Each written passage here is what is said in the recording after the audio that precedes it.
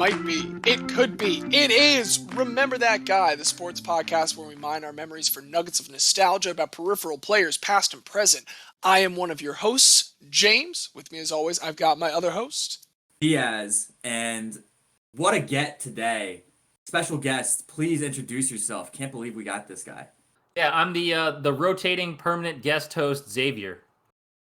I'm glad that we're important enough for you to make some time every once in a while. Of course, but only for you two, no one else. Phil, there we go. I mean, hey, don't go guess with anyone else, because then we won't be able to bring you back, and that would be really unfortunate. I would hate to lose you, but that's the rule. Well, hey, Xavier, while you're here to join us, you got any memories for us right now? Got anyone making memories for you? Yeah, you know what? I got two little quick hits. I talked about one with the two of you off air, but I feel like the listeners would enjoy this as well. The Lone Star Conference is a Division II conference based in Texas. There's 18 member schools, but only 8 play football, 6 Texas schools, and 2 New Mexico schools. But Texas A&M Commerce is leaving to move up to FCS to the Southland Conference. So the Lone Star Conference needed some new football playing schools. Mm-hmm. So where did they look? Oh, maybe somewhere else in Texas or Oklahoma. I don't know, Louisiana, perhaps, say in the Gulf. I mean, that would make sense if anything about college realignment made any sense whatsoever. The Lone Star Conference decided to raid the Great Northwest Athletic Conference, taking Central Washington, Western Oregon, and Simon Fraser University, the only Canadian university that competes in NCAA Division II sports. Oh. A university from British Columbia is now in the Lone Star Conference. I'll bet there are some very confused Canucks fans. I know that you were speaking to at least one very confused Canucks fan. That's weird. That's really weird. Thank you for bringing it to our attention. I know this is not how they do it, but I wish it is how they did it. That similar to in baseball, every home team has their own specific field. The Canadian team should play on the larger field with their own rule set. And when they go down south of the border to play an American team, they play by American rules. But when the American team comes up, they play by Canadian rules. I think that would be fantastic. And if they're not doing that, it's truly a missed opportunity, in my opinion. It would give us the opportunity for the only 1-0 football score that is possible because of the 1-point rouge. The rouge from Canadian Football League, a rule that I do not understand entirely well, but I do know it's a way that you can score only 1 point. It's so funny. I don't understand the rouge either, but I have seen examples of rouges being scored, and it'll just turn into like one team punts it into the other team's end zone, the other team desperately tries to kick it back out. I don't fully understand it, but much like Aussie rules football, for example. I don't understand Aussie rules football either. But if I get back from the bar at 3 a.m., I put on Fox Sports, and what do I see? Live Aussie rules football, and I love it. So the rouge, Aussie rules football, all these variations. Let's make American football a little more exciting. I think it speaks to the universality of competition because we've seen highlights of people just kicking balls out of their end zones over and over again, back and forth in a single plane. It's hysterical. It's great to watch. Good high-level competition wins out at the end of the day. It's always fun to watch, regardless of how hard to understand or just outwardly silly the thing is. If you are good at a thing, I don't care what that thing is. I will watch you do it and be amazed. Yeah, but Xavier, I apologize. We have cut you off because you said you had 2 quick hits, and I would love to hear what your second one is. It's all right. This one is much quicker, and there should be much less discussion. Fire Rod Carey. That is all. Fire Rod Carey. So for the uninitiated, Rod Carey is regrettably the head coach of the Temple football program. And it's so sad to see that a program that was started to be built up by Al Golden. Eventually we get to Matt Rule, who takes us to even greater heights. Jeff Collins keeps it going along. And in comes Rod Carey, who has created such a toxic culture that I believe we are now up to 17 players in the transfer portal. Is that correct, Xavier? So it's 7, but a bunch transferred last year too. So I think over the past 2 years, we're either the top or in the top couple for most players who transferred out. We've also gotten blown out by 40 like 6 times this year. So not good. It's a sad state of affairs, and it's all Rod Carey's fault. He needs to leave because not only is he a bad coach, he's a bad person. So goodbye, Rod Carey. Fuck off. Oh, Owls. Within a couple of years, we might not even be the best Owls in the conference with Rice and FAU joining. So I don't want to be the third best Owls in this conference. Well, thank you very much for keeping us abreast of all of our owl-based sport updates. Diaz, you got any memories burning a hole in your pocket right now? So memories are made, and not by people that are actively playing right now. It was announced today, justifiably so, that Bryce Harper is the 2021 National League MVP, which he full-heartedly deserved after one of the greatest second half seasons that I've ever seen. Absolutely dominant, almost single-handedly lifted the inept Philadelphia Phillies to the playoffs by himself, which is really crazy to think because we were going head-to-head with the Braves, and then, the Atlanta baseball team went and did the thing. Bryce Harper wins the MVP. Zach Wheeler finishes second in NL Cy Young voting, and somehow the Phillies are not in the playoffs. We're just going to become Angels East, which is all the more reason for Mike Trout to come home. And I will admit, if you had to ask me, I probably would have said Juan Soto. I probably would have given Juan Soto like the slightest edge. Bryce Harper, they were the top two. The Washington Nationals have had a weird embarrassment of riches in the past 10 years. There's so many great players that have come through there. So you not just have Harper, you have Soto. Zimmerman was so good for so long. Rendon. They made that Daniel Murphy signing after the Mets World Series run, and it felt like the silliest thing. It felt like, what are you doing giving him this contract based on that small sample size? And then he lived up to it for 3 years. The Adam Eaton trade was good. The Nationals are a very well-run organization. It's just a little frustrating to think about that as we, an hour north, struggle. Hey, we're 2 hours north, and we hate them too. So we have that kinship at least. That's fair. But hey, Bryce Harper, and also shouts to Shohei Ohtani for maybe the greatest baseball season of all time. Also for a non-playoff contending baseball team.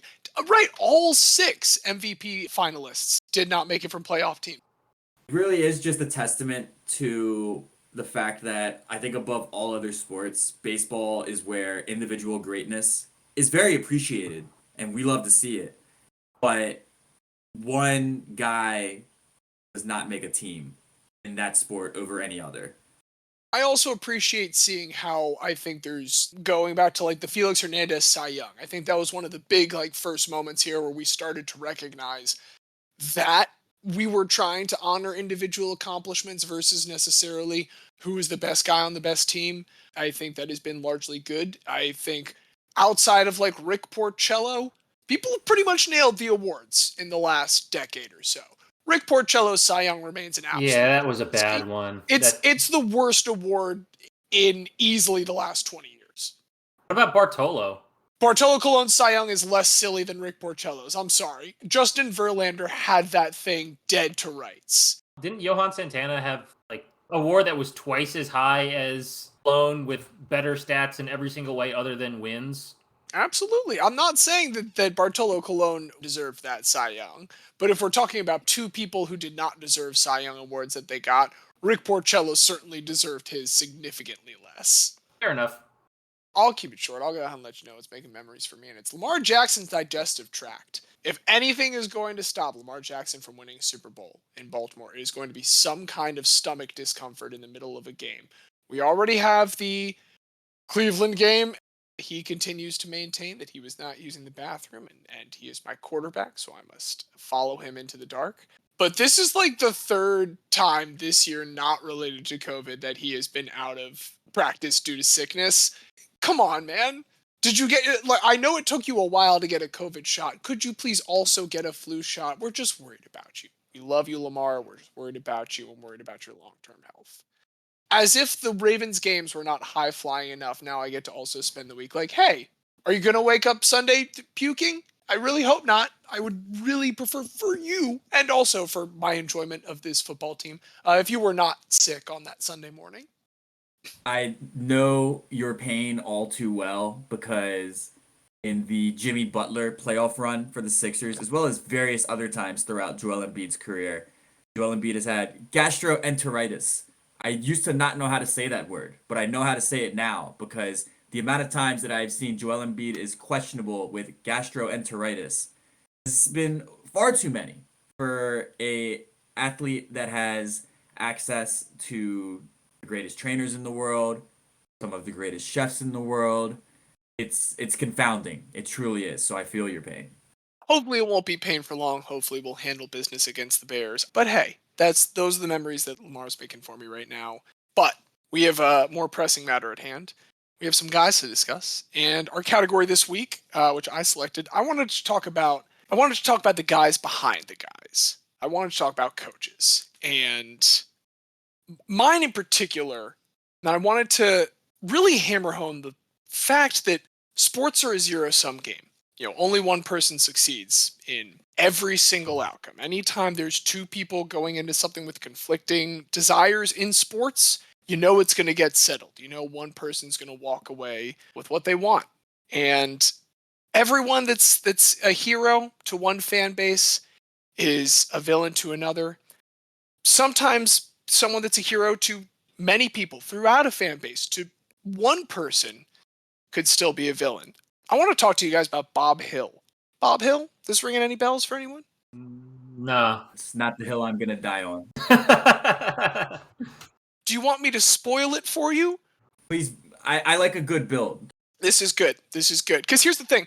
I selected Bob Hill for a very personal reason, but there's a lot of fun things about Bob Hill before we get to that reason. Bob Hill, he's born November 24th, 1948. We are coming up on his birthday soon. Hey, happy 6 days in advance birthday, Bob Hill. He was born in the Columbus, Ohio region.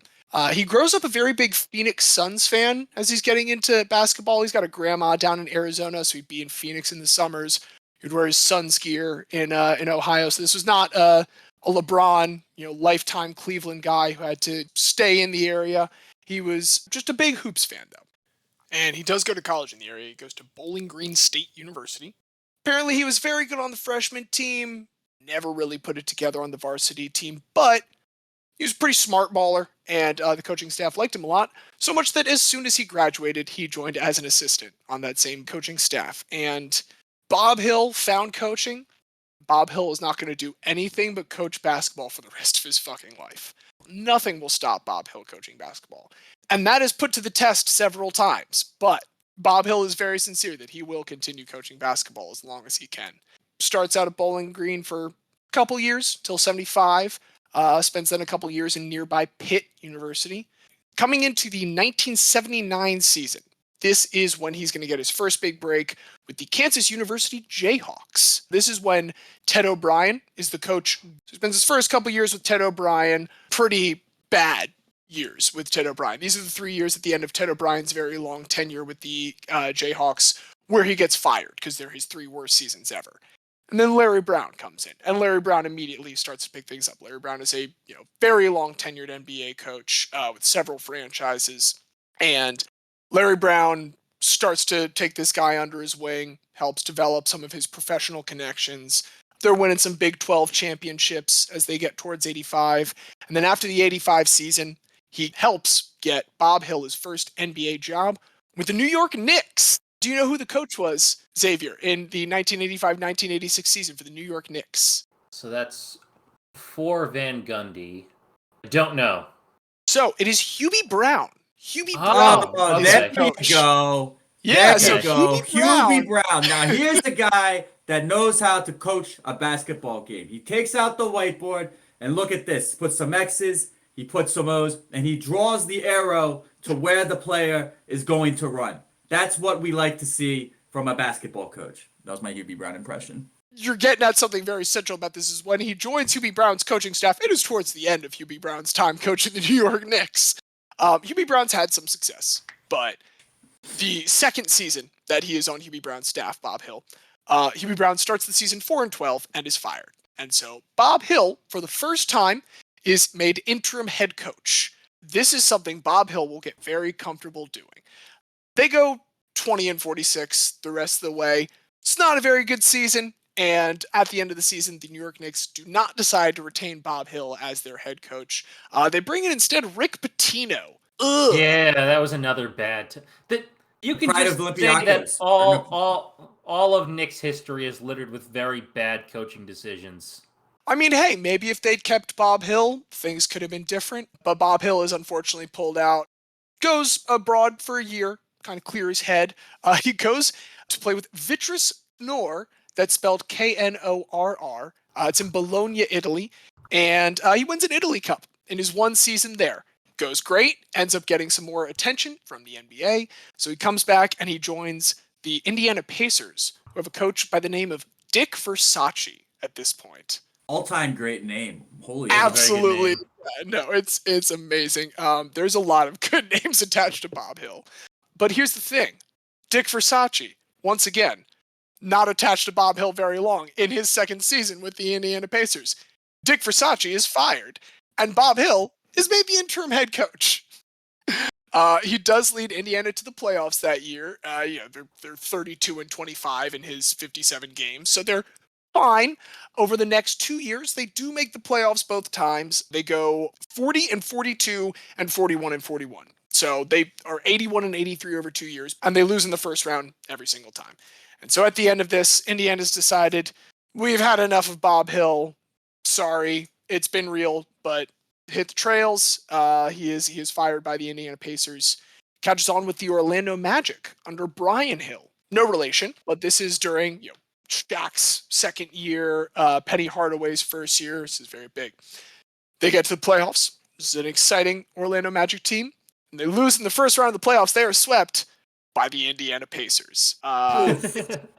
Things aren't great for Bob Hill. Things are very poetically bad for Bob Hill a lot of the time. And after this Orlando season, he does leave right before Orlando makes it to the finals and loses to the Rockets, but that's okay. He's going to have a chance to lose to the Rockets too, because he is going to get hired by the San Antonio Spurs in 1994 as their head coach. And he is hired by their new general manager, Greg Popovich. So let's take a quick moment to back up on Greg Popovich. Greg Popovich, also from the Midwest. He's from Indiana originally. He plays 4 years at Air Force, USAF. He is both the captain and the leading scorer his senior year. So he was a baller at the Air Force Academy. Do you know what Greg Popovich's bachelor's degree is in? Aerospace engineering. It's Soviet studies. I mean, he's an extremely well-read guy, so that does not surprise me. It was Soviet studies with like a good amount of intelligence training. He was considering a career in the CIA, but instead he decides he wants to get into coaching basketball. His first big thing is getting hired by a D2 California sports program. It's not a school exactly. It is the Pomona Pitzer Athletic Organization, which is the athletics program for 2 liberal arts colleges in D2 in California, Pomona and Pitzer. But yay, D2 sports once again. So this is like in international soccer competition. There's Trinidad and Tobago. Say, hey, let's link up. Let's have one team together. This is the same kind of concept here. Well, Trinidad and Tobago is one country. It's 2 islands, but it is one country. All right, listen, they settled their differences. Whatever it might be, they got together.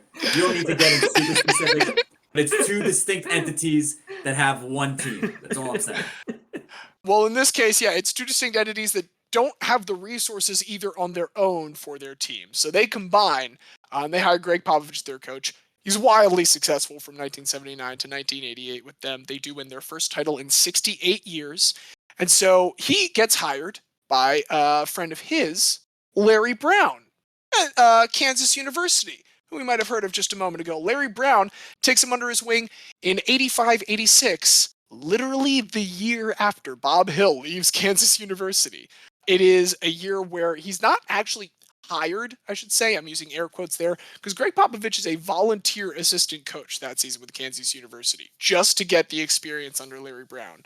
Good news is that pays off, because very shortly thereafter, Larry Brown is hired by the San Antonio Spurs. So for a little bit, this is while Greg Popovich is an assistant coach with Larry Brown. He's the head assistant coach with the Spurs, along with guys like Alvin Gentry and Greg Popovich's longtime partner, R.C. Buford. Here's the thing, though. Red McCombs, owner of the Spurs after 92, fires all of them. He just fires everybody. He's upset with the Spurs. He's upset with the performance. He thinks they're squandering David Robinson, so he fires everybody. Popovich has a brief stint in Golden State with Don Nelson after Red McCombs is kind of just talked into the fact that, hey, you don't know any fucking basketball, Red McCombs. Maybe we should bring some of those guys back. Comes back to San Antonio as the general manager. It is the offseason for executive Greg Popovich. He hires Bob Hill, and he signs Avery Johnson to a very good Spurs team. This is a Spurs team that has David Robinson, Sean Elliott, Vinny Del Negro. You're getting cameos from Moses Malone and Doc Rivers. You got Jay Crowder's dad on there, Corey. It's a great team. It's a great team, even after Greg Popovich trades Dennis Rodman, because Popovich and Dennis Rodman just don't get along. It's still a great roster. And in the first year that Bob Hill is the coach, 62 wins, franchise record. He is coach of the month 2 times, and they do make it to the Western Coast Finals, where they lose to the Rockets, who then go on to beat Bob Hill's former team, the Orlando Magic, in the finals. But that's a pretty great first year as the head coach. And the next year, slight step back, but not much worse. They're 59-23 in the regular season. He's a one-time coach of the month this time, and they do lose in the second round to the Jazz. But the next year is rough, because in the offseason, David Robinson starts to have some back issues. Sean Elliott also was quite injured, and so they start the year very poorly as they are waiting for David Robinson to come back from what they think is just this initial, we'll have a minor procedure in the offseason. We'll get him like 17 games in. Well, after 17 games, the Spurs are 3-14. Things aren't going so great. They are in Phoenix at the time, and Bob Hill, this February, he is out one night with Dominique Wilkins, who was signed this offseason to this team to kind of be a holdover until David Robinson came back healthy. He's out with Dominique Wilkins talking about how he's going to have to take some step back in his usage in the team as David Robinson comes back onto the roster. The next day, he goes to meet with Tim Kempton. Tim Kempton was like a bench guy who had kind of had the roster spot because David Robinson was injured. So he meets with Tim Kempton. Tim Kempton's just been told that he's going to be taken off the roster for the time being. He's going down to the hotel bar to have a drink. And he sees his coach, wishes him well because he knows he's going up to talk to the general manager, presumably to scout out some stuff for the game. A little bit later, Bob Hill comes to that same hotel bar and joins Tim Kempton for a drink. And at that same time, Greg Popovich is stepping onto the team bus. And Greg Popovich is informing the San Antonio Spurs that Bob Hill has been fired as the coach of the San Antonio Spurs. And replacing him is Greg Popovich, the general manager of the San Antonio Spurs. It's pretty quiet in that bus. Dominique Wilkins does not believe him initially. Dominique Wilkins cannot fathom this. This was not very popular in San Antonio either. Part of that is because the rest of the season goes very, very badly. David Robinson does come back in that 18th game. He plays a total of 6 games before then missing the rest of the season with more back problems. The good news is it does allow the San Antonio Spurs to finish with the second worst record. They do get the number 1 overall pick. Yeah, we got Tim Duncan, and Greg Popovich is now 22 wins away from being the most winning coach of all time. However, that offseason, 92% of people surveyed in the city of San Antonio by the San Antonio Sentinel wanted Greg Popovich fired. They thought that this was the wildest shit that had ever happened. In 2 years, Bob Hill won 121 games his first 2 years on staff. And then Greg Popovich just really wanted to coach. People have asked Bob Hill about it since then. Bob Hill doesn't love talking about it if you ask him about it, but he will in some interviews. And he's like, yeah, if I could give anyone any career advice, don't have the job that your boss wants. That's the simplest way to put it. He leaves the NBA for a little bit after this, understandably. But Bob Hill's not quite done yet. He does accept a 10-year, $2.5 million contract from Fordham University up in the Bronx, try and restore this once glorious college program. After 3 years, he's gone 36-78, including a 2-26 season in 2003, which was the worst season in franchise history. So he was let go after 3 years into that 10-year, $2.5 million contract. Said it wasn't the right job for him at the right time. He just was looking for something to do to try and pick his spirits up. Bob Hill is a broken man to some extent right now. And we need to find something for him to do. Well, here's the good news. He's hired as an assistant in the 2005-2006 season.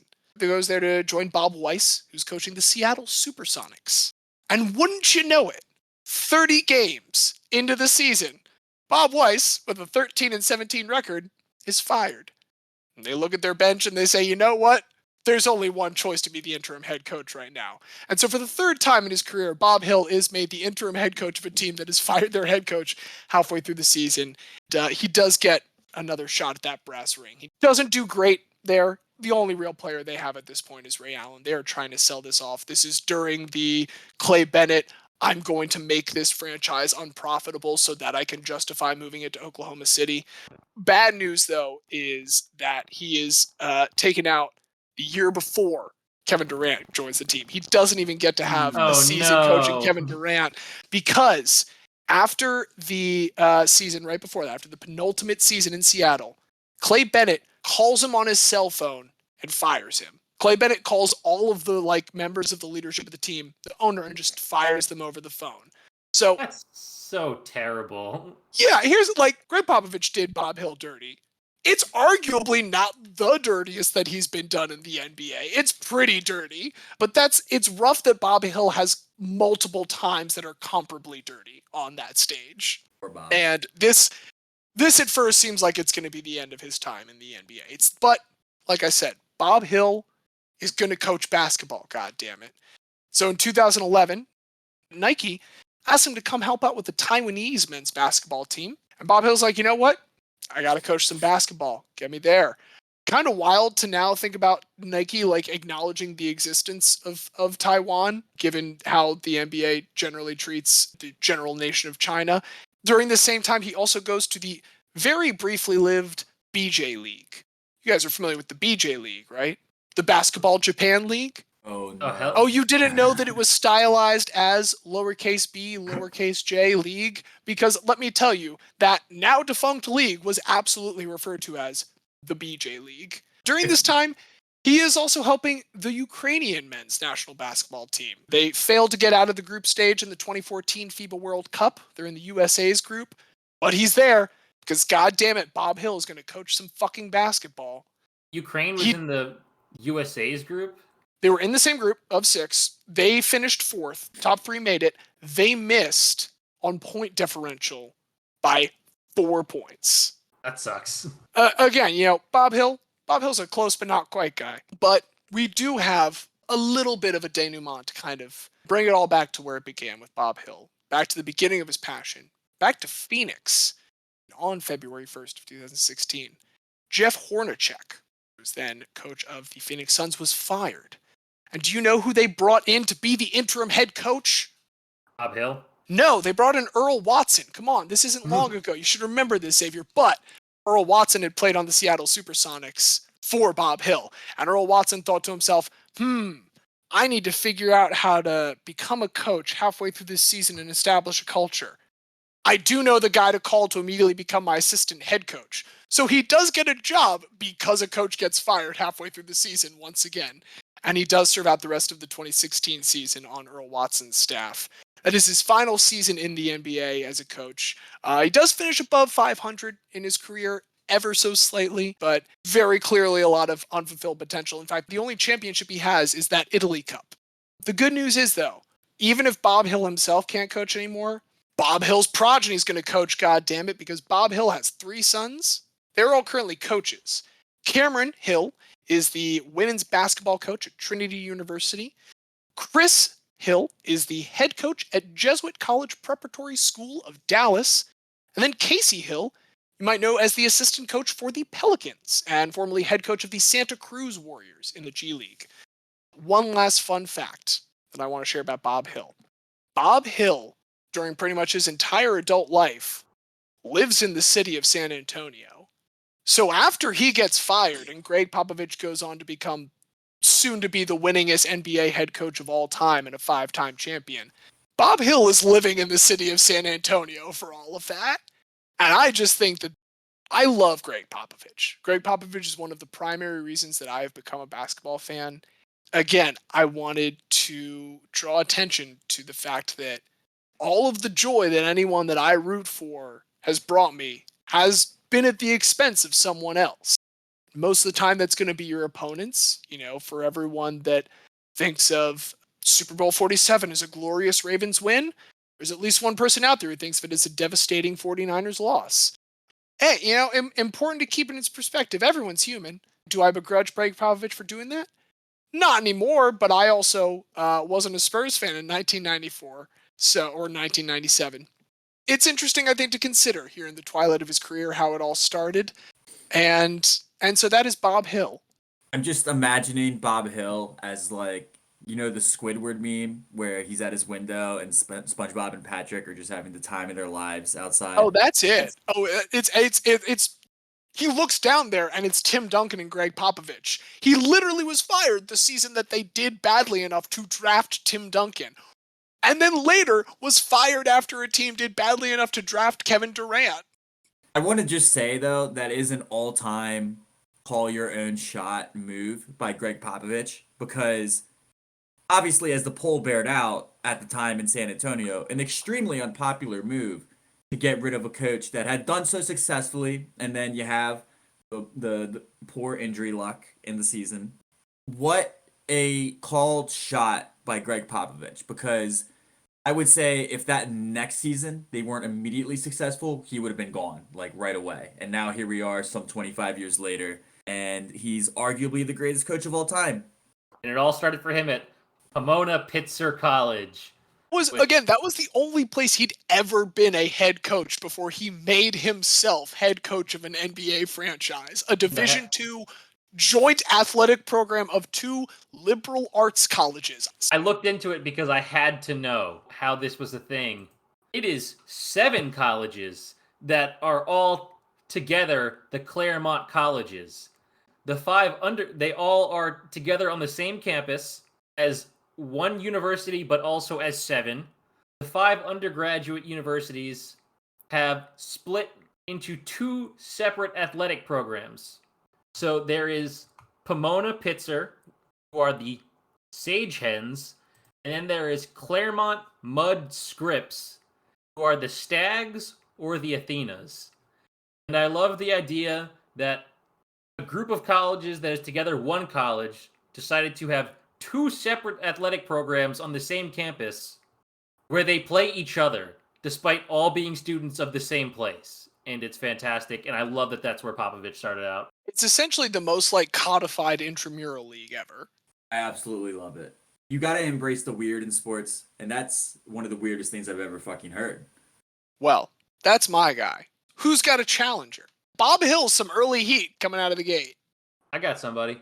Oh, yeah? Yeah. Do you guys remember Don Zimmer? Don Zimmer! Fuck yes! So, Don Zimmer was born January 17th, 1931 in Cincinnati. His parents owned a fruit and vegetable company. Zimmer signed with the Brooklyn Dodgers as an amateur free agent in 1949. He was a true baseball lifer. He was involved in baseball for 66 years, and he often noted that every paycheck he'd ever gotten was from baseball. That's commitment there. So, while playing in the minors, just showing his commitment to baseball, in 1951, when he was playing for the Dodgers minor league team in Elmira, New York, he married his high school sweetheart. Her nickname was Soot. Everyone knew her as Soot. They married in a ceremony at home plate under a canopy of crossed bats held by teammates. Even his wedding was a baseball wedding. I always thought the scene from A League of Their Own was just like they made that up for that movie, but that was a real thing. That's incredible. So Zimmer, the guy who just loved baseball so much he didn't care where he was playing as long as he was playing and later coaching. He spent 5 years in the minors. And during that time, he played winter baseball in Cuba in 1952-53 with Elefantes de Cienfuegos and Tigres de Mariano. His nickname that he was given in Cuba was El Galleguito, the little Galician, because he was the lightest skinned guy there. The next year, in 1953, Zimmer had the first of multiple beanings to the head, where he was hit in the head by a fastball from Jim Kirk. When this happened, he lost consciousness, developed brain clots, and needed multiple brain surgeries. This was in 1953. They didn't know much about brains back then. This was they kind of drilled just some holes in his head. It was like, okay, so we're going to try this, and then if not, lobotomy? That was probably their thought process. They don't need to try something else before going to that. We know lobotomy works. Look how different you are afterwards. Have you considered a lobotomy? So Zimmer didn't regain consciousness for 2 weeks. He couldn't walk or talk, and he had lost 50 pounds. Holy shit! Yeah, they later had to implant some metal buttons into his skull where they had drilled all the holes. He was told that his career was finished. That would be that. His injuries were so bad, it was one of the reasons why Major League Baseball decided to adopt mandatory batting helmets for everybody. Well, that's like the famous phrase with like OSHA is like codes are written in blood. Thankfully, in Don Zimmer's case, he was unconscious for 2 weeks and lost 50 pounds, and now has metal in his head for his rest of his life. But he didn't die, so it's not as bad. Yeah, but this was only the first time he was hit in the head, so we'll get to that. We'll get to the other ones later. But Don Zimmer's concussions to go. so, despite the doctor saying he would never play baseball again, and also the fact that, again, he couldn't walk or talk and was unconscious for 2 weeks, he recovered, made a full recovery, and he made his major league debut next year in 1954. Is it next year? Yeah. He's not even out of the sport for a year after that. Yeah, and the year after that, he actually had a really good time. So, in winter of 1954 and 1955, Zimmer, after he had broken in with the Dodgers, played about 20 games.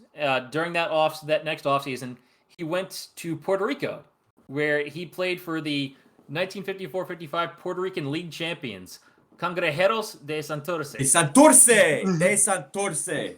So he played for them in the 1955 Caribbean Series, where he led them to the title. He won MVP of the Caribbean Series with a .400 average and 3 homers. This team was nicknamed El Escuadrón del Pánico, the Panic Squad, which was later described by Zimmer as, quote, probably the best winter league baseball club ever assembled. Everybody should know about Los Cangrejeros de Santurce. Diaz, do you want to guess who might have been on this team? I unironically know this roster. I know Clemente was on it. I'm pretty sure Willie Mays was on it. Yes. Yeah. So this team had 2 future Hall of Famers in Willie Mays and Roberto Clemente. It had future MLB All-Stars George Crowe and Sam Jones, and multiple stars from the Negro Leagues who would come down for the winter. This team was insanely loaded. He got a new nickname down in Puerto Rico where he was El Soldadito, Little Soldier. Zimmer gets a lot of nicknames in his career. I love it. That's better than Whitey. I think like Little Soldier is better than just whitest person. Well, so he comes back to America to play for the Dodgers in 55, wins the World Series. The only time the Brooklyn Dodgers ever win the World Series in Brooklyn, he's on that team. He plays for the Dodgers a couple more years. During that time, in 1956, he gets beamed again, this time with a fastball from Reds pitcher Hal Jeffcoat. This one breaks his cheekbone and permanently damages his vision. So surely this is the end of his career. Time to hang him up, Don. So after 56, he's a utility infielder. He's not a star player, but he does stick around. Wins another World Series with the Dodgers after they moved to LA in 59. And then he gets traded to the Cubs in 1960, where he makes his only All-Star team, which was actually 2 All-Star teams, because in 1960, they had 2 All-Star games that year during a short-lived experiment to just have multiple All-Star games. Yeah, we talked about that in the Harvey Haddix bit because Smokey Burgess was on both of the All-Star teams. So after this year with the Cubs, he gets drafted by the Mets in the 1961 expansion draft, becoming one of the original Amazons, one of the original Mets. He bounces around for a couple more years, doesn't do anything, never really gets back to his 1961 form. Ends his career with the Toei Flyers of the Nippon League, which we might now know is the Hokkaido Nippon Ham Fighters. Let's go Fighters! They made the playoffs, I think, this year. I think the Fighters and the Buffalo are the favorites right now. I'm all Buffalo. I'm all Adam Jones. Let's go Oryx. So Zimmer, all he knows is baseball. Even when he has to stop playing, he wants to stay in the game. 1967 through 1970, he's just bouncing around the minor leagues, coaching anywhere he can. He coached in San Diego. He coached a bit in Indianapolis. He was just bouncing around wherever he could go. So in 1971, he gets his first big league job where he's hired as the third base coach for the Expos. Has a year in Montreal as the third base coach, or he moves back to San Diego to the Padres organization to become the third base coach in 72. After 11 games that season, Padres manager gets fired, and Zimmer gets hired as the interim head coach. Yo, we love an interim head coach today. We love the interims. So All about it. Zimmer coached for 2 seasons. He was 114 and 190. A new owner came in, bought the Padres, let everybody go. Zimmer, out of a job, gets hired to do what he's great at again. He's hired to be the third base coach of the Boston Red Sox. So Keep that windmill going, baby. So Zimmer is the third base coach for Boston for 2.5 years. One of his most pivotal moments was in Game 6 of the 1975 World Series that we know as the Carlton Fisk home run game. But the Red Sox should have won the game earlier. In the bottom of the ninth, they had the bases loaded with nobody out. Fred Lynn lofted a fly ball to shallow left field, and Denny Doyle was standing on third base. Zimmer, the third base coach, saw that it was too short and yelled, "No, no, no." Doyle thought he heard "go, go, go," and runs to home, getting gunned out easily, leading to that game going to extra innings. You shouldn't have commands that rhyme by the time you're in the World Series. You should have non-rhyming commands. This was a thing in the U.S. Navy in the 1800s. It was starboard and larboard. Then they changed it to starboard and port. Just because they didn't want... I love it was that, larboard. Actually. East and west. So the next year, Daryl Johnson gets fired, and once again, Don Zimmer becomes the interim manager and ends up staying on for almost 4 full seasons as the manager of the Red Sox. This time, his teams were a lot better. They won 90 games in 3 of the seasons. But unfortunately, his time there is best known for blowing a 14-game lead to the Yankees and losing the 1-game playoff on the famous Bucky Dent homer. And Bucky fucking Dent. He also had a lot of issues in well-known feuds with many of Boston's star players, notably starting a rookie with no experience over Boston's star pitcher in an important game because he was really mad at the pitcher at the time. It didn't want to let him play. Mismanaging injuries, leading to some very bad overuse issues for some of Boston's star players. So it's fired in 1980. He moves right on to Texas, where he ends up coaching the Texas Rangers for 2 years. Nothing happens there. He gets fired. But then Zimmer gets another chance to be manager when he's hired by the Cubs in 1988. He spends a few years with the Cubs, and in 1989, he actually wins the division title with the Cubs and wins Manager of the Year. But then he gets fired again 2 years later. Oh no, Don. We almost had him that time. Zimmer bounces around again, and he goes to the expansion Rockies until in 1995, he was having issues with Rockies manager Don Baylor. And in the middle of a game, and without telling anyone, he just walks away and never comes back. Isn't that everybody's dream, though? We've all had that one job that we just wanted to walk out one day and never come back and not say anything. And he did it after close to 50 years in baseball, right? And he decided he's going to walk out. He's been in baseball for almost 50 years at this point. But Zimmer doesn't retire. He just doesn't want to be with the Rockies anymore. And this is probably the best decision that he ever made. Right after this, Zimmer takes what is probably his most well-known position. He becomes bench coach of the New York Yankees. With the Yankees, Zimmer was a part of 4 World Series champions. In 1999, he was once again hit in the head by a ball. This time, a lined foul ball off the bat of Chuck Knobloch. This led to the Yankees installing railed fencing in front of the dugouts, which was later adopted by every team. This is the second time that Zimmer getting drilled in the head has led to a health and safety change for all of Major League Baseball. Because he cares about health and safety. He is the baseball Ralph Nader. Unsafe at any speed. This time, Zimmer comes back the next day wearing an Army helmet. I love it.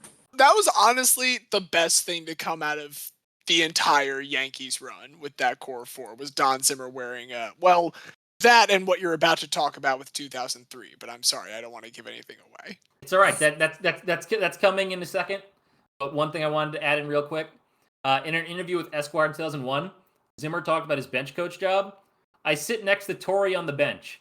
When he plays hit and run that works, I say, nice going, Skipper. If it doesn't work, I go down to the other end of the bench, get a drink, and get out of his way. Fuck yeah, get that paycheck. I love that so much. Easy enough. Now we get to what James had just foreshadowed. 2003, most famous, infamous, however you want to call it, Zimmer moment, 2003 ALCS. Roger Clemens throws a breaking ball, not anywhere close to Manny Ramirez.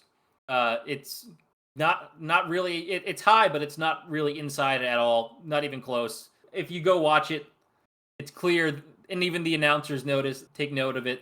Manny just wants an excuse to get mad. Manny goes ballistic, and the bench is clear.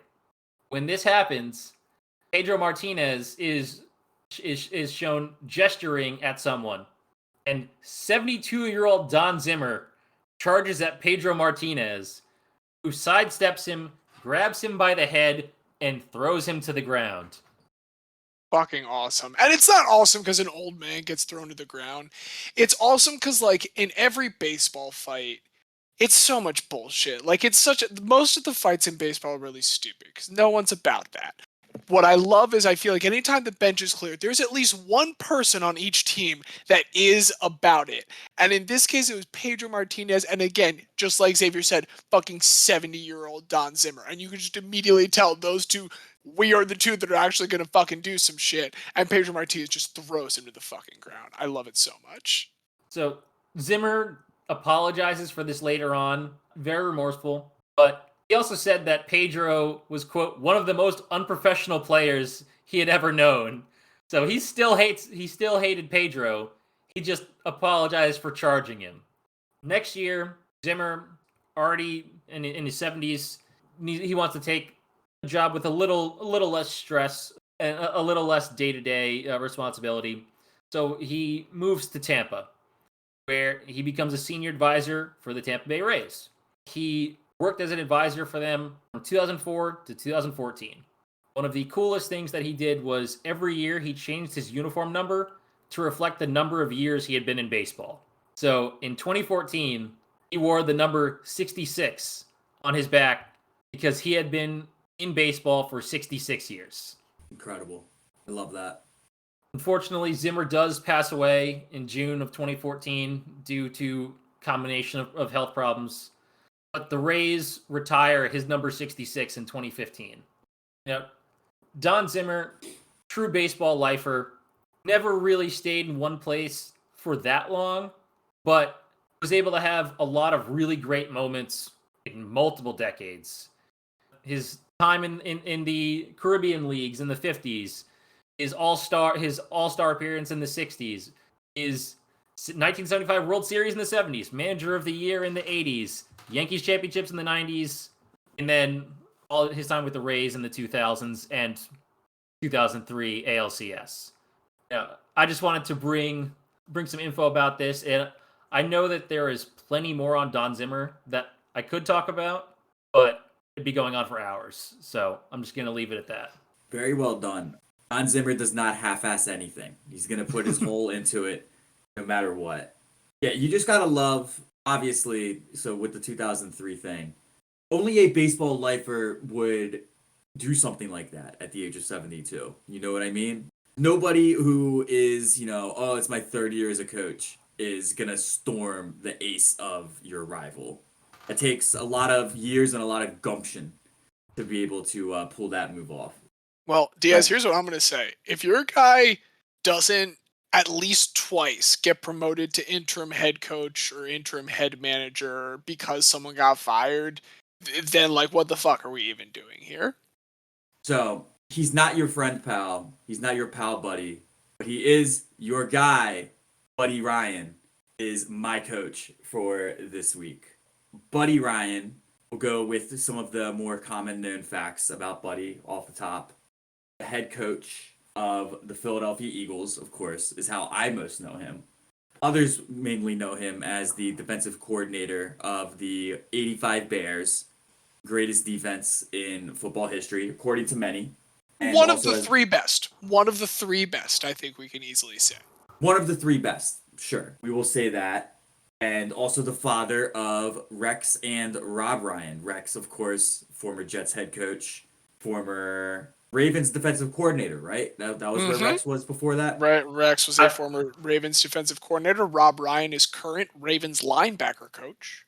Love the Ryan family. Xavier, you're going to say something? Yeah, I watched the entire 2009-2010 playoffs on YouTube earlier today. So I saw a lot of Rex Ryan earlier today, and then got really sad when we lost to the Steelers, as if I didn't already know that it happened.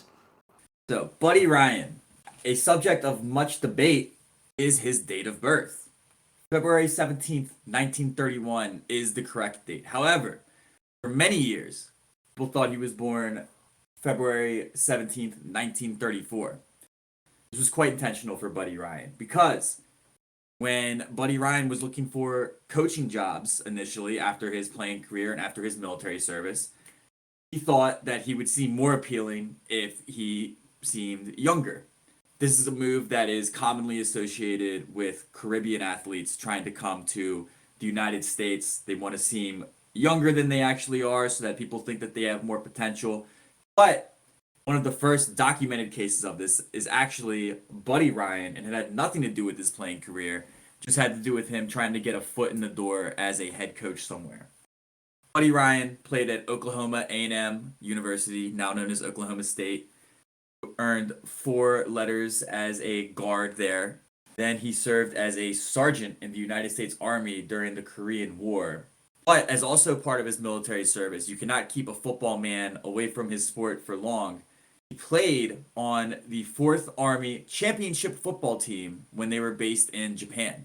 Even after his collegiate career, Buddy Ryan still getting involved on the gridiron as a player and winning a championship. But I like that all of our guys are very, very single-minded about like, no. I need to do this thing at all times. he's the football guy. We've already Yeah. had the basketball guy, we had the baseball guy, and now we're talking about the football guy. So, Buddy Ryan, after completing his military service, he's now determined to find a way to still be involved in the game of football. Before he went off for military service, he did coach at the high school level, but he's looking for something a little bit higher now. He wants a greater purpose. So he's looking for college jobs. His initial inclination was to try to coach somewhere in Texas. However, as we all know, football is religion in Texas, and they're not just going to take a shot on any random guy. But one of Buddy Ryan's former coaches, Carl Spiegel, had a connection with the Buffalo Bulls, University of Buffalo, and their head coach at the time, we already mentioned Dick Versace earlier, and I have one that might even beat that name, and it's Dick Offenhammer. That's pretty good. He is the Damn. head coach of the Buffalo Bulls, and they needed a defensive line coach as they were preparing for their first Division I NCAA season. Who did they go to but Buddy Ryan? They take a chance on Buddy, and Buddy does not let them down. In the 4 years that he spends with the Buffalo Bulls, they record 12 shutouts and often rank among the national leaders in most defensive categories. So this is Buddy helping out on the defensive line front.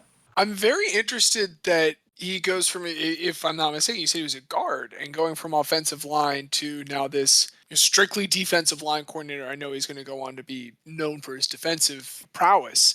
It's interesting that he did not come from playing defensive line at all. He's playing the opposing mindset, that he would then go into defense instead of offenses coaching. I just think that's really cool. I didn't know that. Thank you. Of course. Well, I think there's a lot of interesting potential with something like that because as a guard, you're going to know best what really fucks with you when a defense does it. So, brief aside, the Eagles tried that kind of same theory when they promoted Juan Castillo from offensive line coach to defensive coordinator.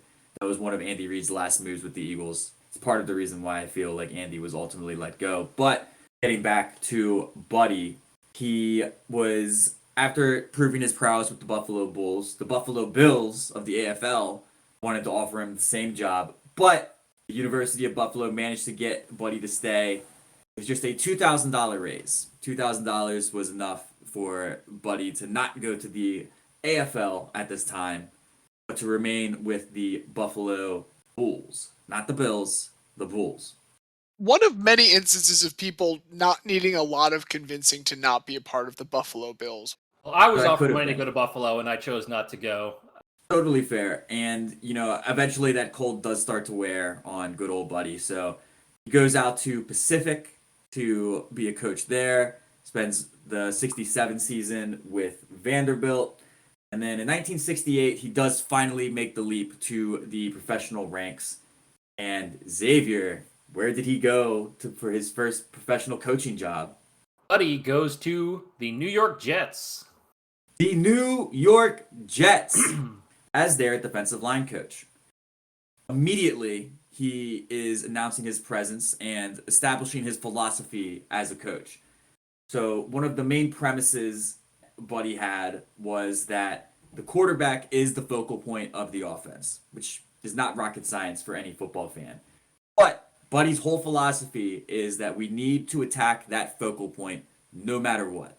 So Buddy Ryan's defensive prowess in joining with Walt Michaels, who was the defensive coordinator. They link up, they come up with a defensive game plan, and they hold those Baltimore Colts of the NFL to just 7 points in Super Bowl III. And they go on to pull off, at the time, the greatest upset in football history, with the New York Jets beating those Baltimore Colts. Yep. And I just want to go over some of the blitz packages Buddy Ryan came up with for the Jets in this game. So the first name, generic, I think a missed opportunity, the 59 blitz. But he also had the Taco Bell blitz and the cheeseburger blitz. These are all unique defensive schemes that Buddy came up with. I just love the dedication to food, and in particular fast food. I was going to say Buddy, the Ryan family, famously very food conscious, health conscious, not someone necessarily known for, hey, look, we're all body positive here. This isn't shame them. They are all larger individuals. they are portly, perhaps starboardly. But No, Larboardly. Larboardly is Larboardly. important. Larboardly. Yeah, Larboardly sounds like lard even, which is another word to use for larger individuals. But Buddy, as we have established now, is a very good defensive coach. So after spending quite some time with the Jets, he was their defensive line coach for 8 seasons. He moves on to the Minnesota Vikings, where they had an incredible defensive line. You may remember them as the Purple People Eaters. And Buddy Ryan was the mastermind behind this, of course. I did not know that. I did not know he was behind the Purple People Eaters. If there's been a great defense in the past 50 years, odds are Buddy Ryan had something to do with it. The Purple People Eaters, they get to the Super Bowl for Super Bowl 11. They do lose, unfortunately, because as we all know, the Minnesota Vikings have never won a Super Bowl. But Buddy got them as far as anybody's ever gotten them. And in his time with the Vikings, again, he is the defensive line coach, but everybody in that defensive room greatly respects Buddy. So here he starts working on one of the first nickel schemes that we've ever seen in football. Because in the early days of football, obviously, just pound the rock. That's all anybody really cares about. Buddy thought, hey, maybe if we have another quick guy out there when we're playing a team that passes a lot, maybe it'll help. So Buddy's one of the first people to come up with the nickel scheme. So he's there for 2 years, and then in a stunning betrayal of the Minnesota Vikings, he moves on to their rival, Chicago Bears, where most people probably know Buddy best for his time with them. So in 78, he finally gets his chance as a defensive coordinator. And this is where Buddy finally develops his calling card, his greatest contribution to the game of football, some may even say. The 46 defense, which was named after a safety on the Chicago Bears teams. I'll pause to see if either of you can guess his name. Doug Plank. Doug Plank was number 46 for the Bears, and the defense was named for him. But you would think, oh, okay, it was Doug Plank that was so essential to this scheme. It was actually Mike Singletary, because a lot of the emphasis of the 46 defense is dependent on that Mike linebacker, the middle linebacker. Mhm. And it just so happened that for this great moment in time, this great defensive coordinator and this great linebacker, Mike Singletary, are both on the same team at the same time. And Mike Singletary is really who enables this scheme to take off. So for the first 4 or 5 years, Buddy's doing his thing with the defense. His defensive players absolutely love him. And they get through these years, and the head coach, whose name was Neil Armstrong, fun fact, not the astronaut. That's fantastic. You sure it wasn't the astronaut? You're 100% sure it wasn't the astronaut. Well, so this Neil has 2 L's in his name. So that's the only distinction that I can really find between the two. But that would also be a very easy pseudonym to take on. Just Neil Armstrong. Wait, the astronaut? No. it has 2 L's. Neil Armstrong. Neil Armstrong. So Neil Armstrong gets fired, and the entire defense comes to bat for Buddy to owner George Halas and says, listen, Buddy's our guy. Buddy needs to be the head coach. And George says, we're going to go another direction. We're going to go with this guy, Mike Ditka. And the defensive players said, all right, if you're going to hire Ditka, you need to at least keep Buddy as the defensive coordinator. And the defensive players went out. So Buddy gets to stay on. And as you can imagine, 2 large personalities, such as Mike Ditka and such as Buddy Ryan, they do often butt heads. In fact, they are often cited to feud openly. But Ditka knows when he has a good guy, leave him to his own devices. So largely, Ditka said, hey, I'm going to run the offense, you run the defense. We don't really need to talk to each other that much. But they did famously talk to each other one time. And they did a lot more than just talk. In that great 85 Bears season, they of course went 18-1.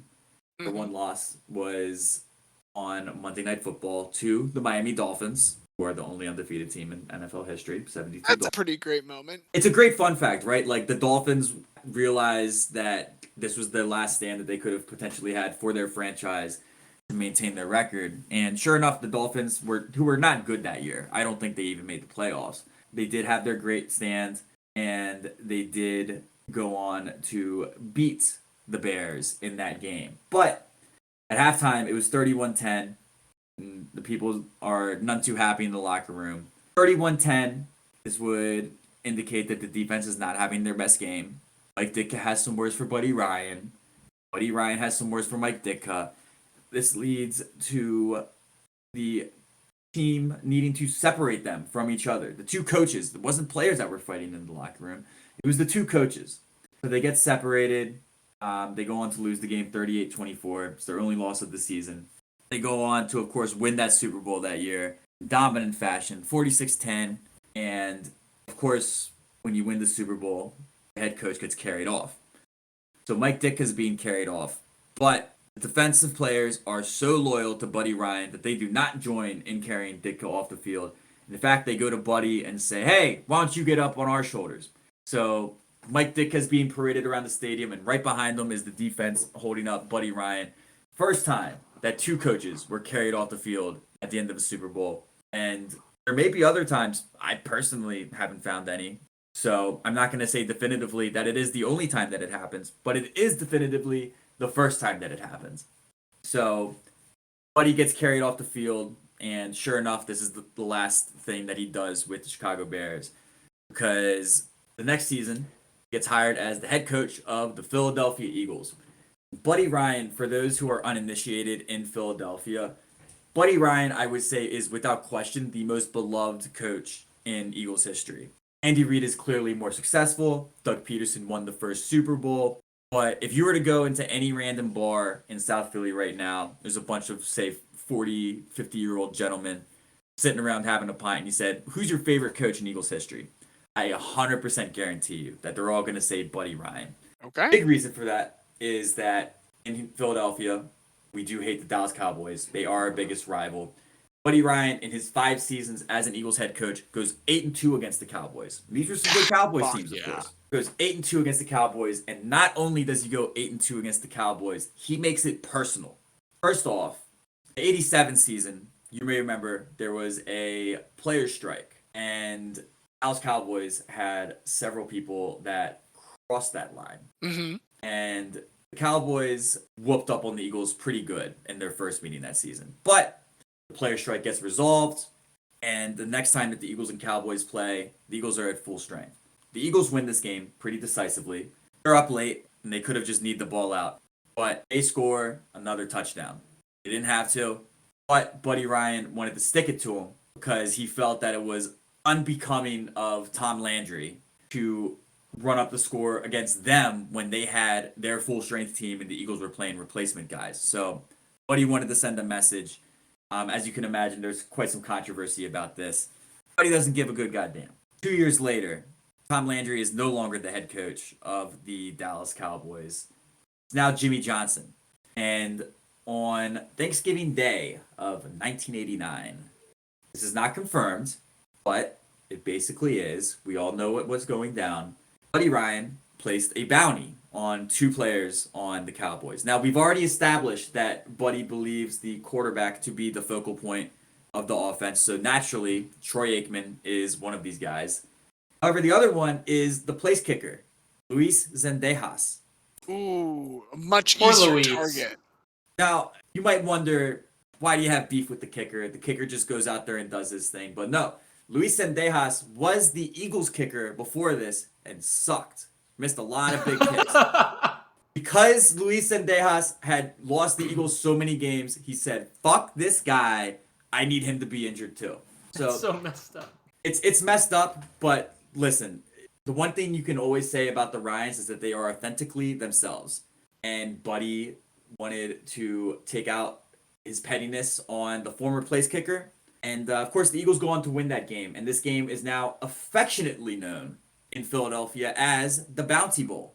Ask anybody in Philadelphia, what's the Bounty Bowl? You're going to know exactly what you're talking about. They're going to talk about the time that Troy Aikman and Luis Zendejas had targets on their backs. The press conference afterwards is great about this because, Jimmy Johnson naturally is very heated and says something to the effect of, I wanted to go talk to that man about it after the game, but his fat behind couldn't get out of there quicker. Ooh. And then they asked Buddy Ryan about it afterwards, and he says, whoa, I take offense to that. I've been losing weight lately. I've been on a nice diet. I don't think my behind's so fat anymore. So Buddy espousing his weight loss in the post-game press conference, very tongue-in-cheek, of course, not wanting to acknowledge the real reason of Jimmy Johnson's complaint. But it's stuff like that that really will just endear you to Philadelphia. Sticking it to America's team, whether it was right or wrong, really inconsequential. What matters is that it was petty and that it was funny and that it was done against people that we hate. That's really the important thing there. Buddy does go 43, 35, and 1 in his 5 seasons as the Eagles head coach, but he is ultimately let go, unfortunately. But this doesn't mean that his coaching career is done. He goes on to be the defensive coordinator for the Houston Oilers. In his first season at 93, they go on an 11-game winning streak to close out the season.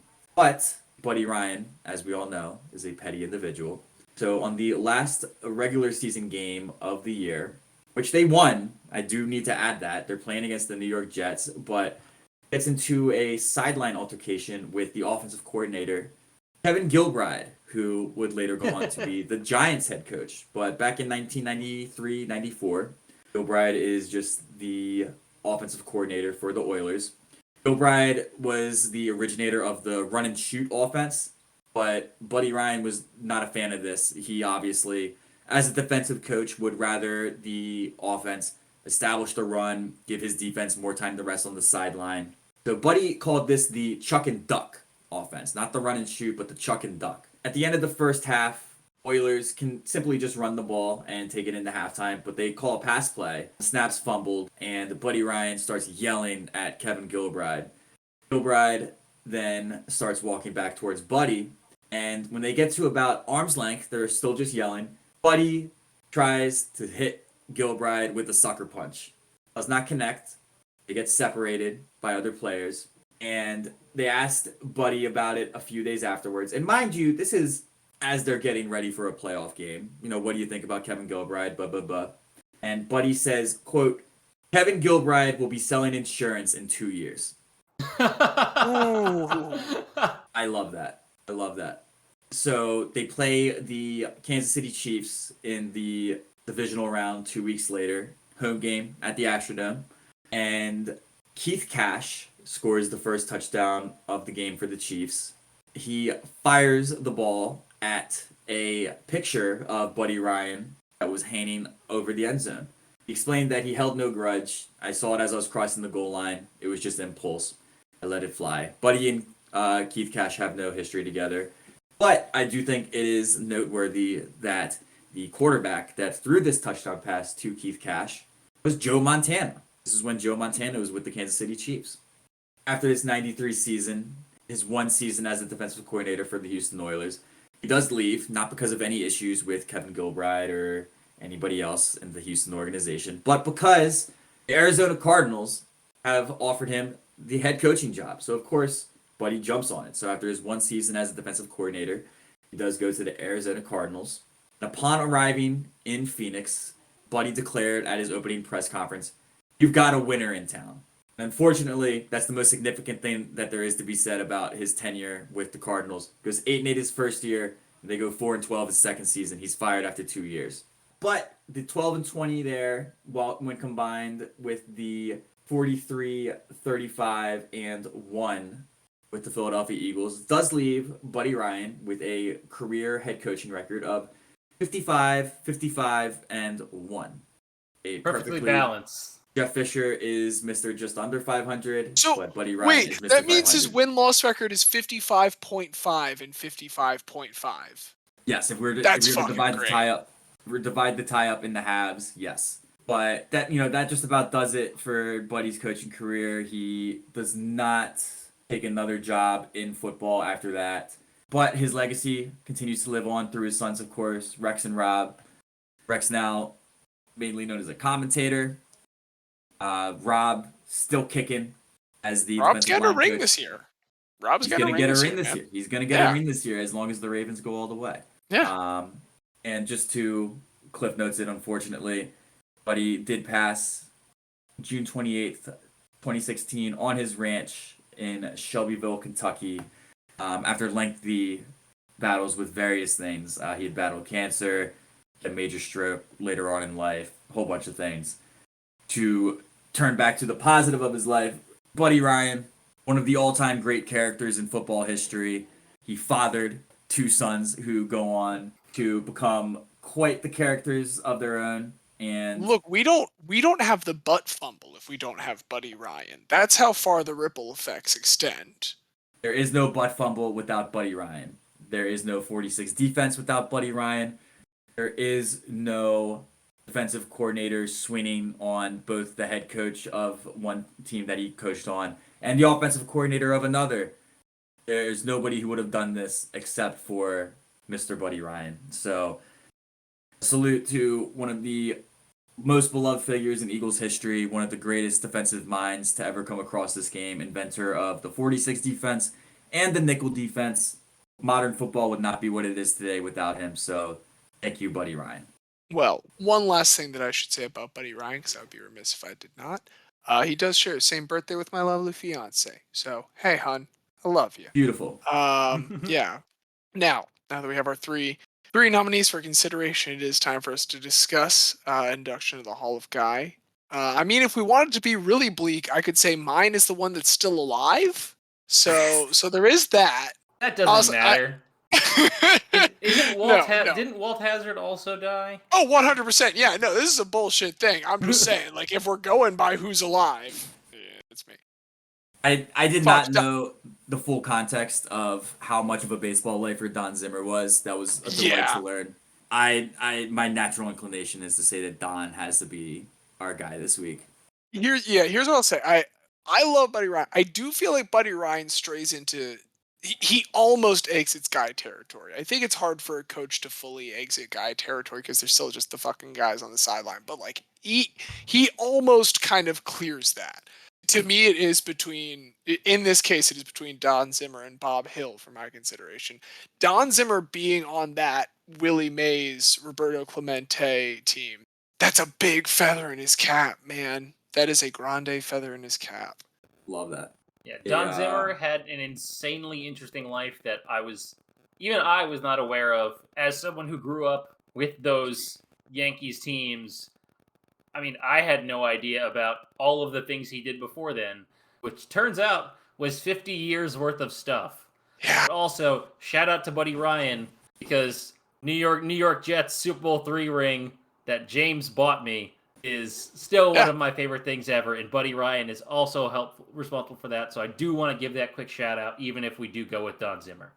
I think we gotta go. I can't go Buddy. And there's something about, if I vote for Bob Hill, it's almost a condemnation of Greg Popovich. By centering Bob Hill as a protagonist, I sort of villainize my beloved basketball grandpa. I do love Bob Hill. Can't do that. And hey, again, everyone's the protagonist of their own story. You know, Buddy Ryan, probably a villain to many Dallas Cowboys fans. And that's just how it is sometimes.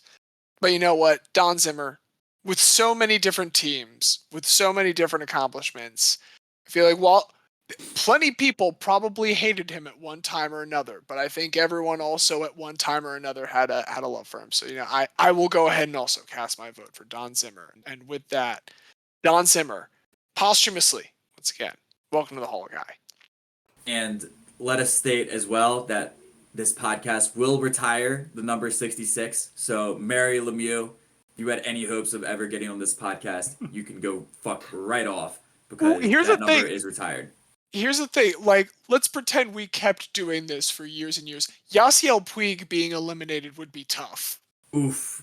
Puig's guy credentials are much higher than Lemieux's, because Lemieux is obviously superstar. As Mario Lemieux is Mario Lemieux. Yeah, Yasiel Puig maybe could have been Yasiel Puig, but I mean, hey, that's all we got for this week. I will, on the way out, I'll say that SB Nation, as I've mentioned before, has that great Atlanta Falcons documentary.